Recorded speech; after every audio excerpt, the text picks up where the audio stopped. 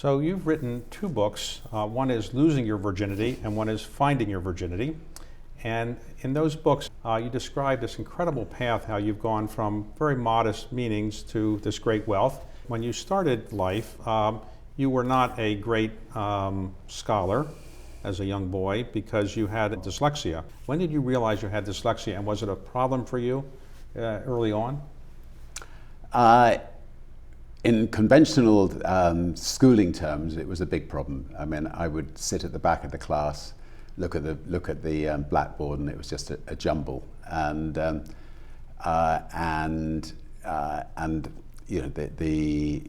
was thought of as a bit lazy, a bit thick. I mean, or a mixture of the two. If I was interested in something, I generally excelled.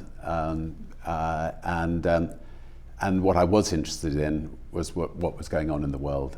So the Vietnamese War was going on. There was a general sort of 60s sort of uprising of students taking place. And so I decided to start a magazine to campaign against the things that I thought were wrong in the world, in particular the Vietnamese War. And this was when you were 15 years old? Yeah. So you dropped out of school at more or less 15 or so. You start the magazine, and as part of the magazine you get interviews with some prominent people, one of whom was Mick Jagger.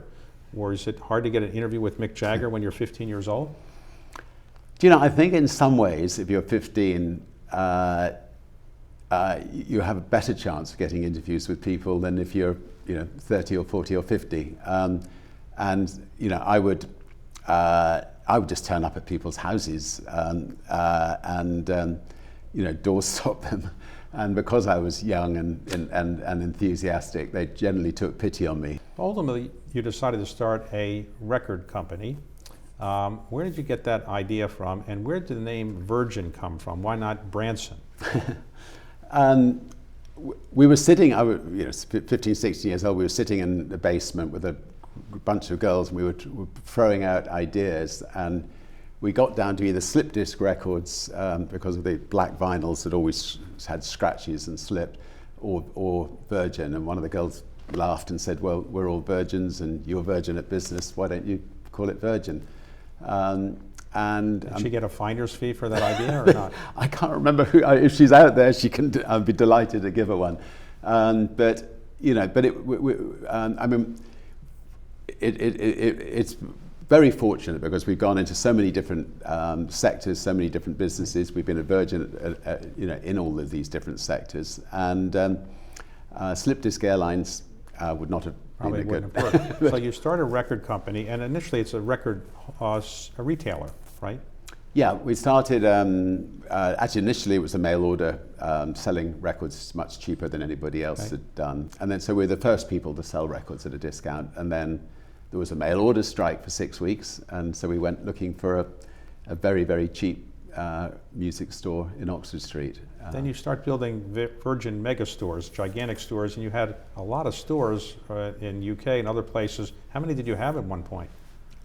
We had about 300 mega stores around the world in all the main places like Times Square, Champs-Élysées, Oxford Street.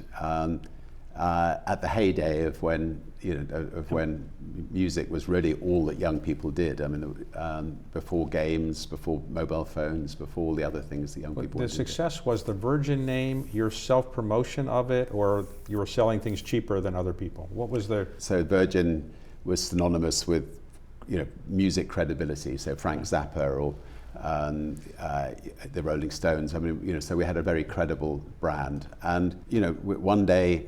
There was a young artist came to me with a fantastic tape, and I took it to a number of record companies, and none of them would put it out. So I thought, screw that, we'll start our own record company, and we put it out on our own record company, and it was called Tubular Bells by Mike Oldfield, and it became a great success.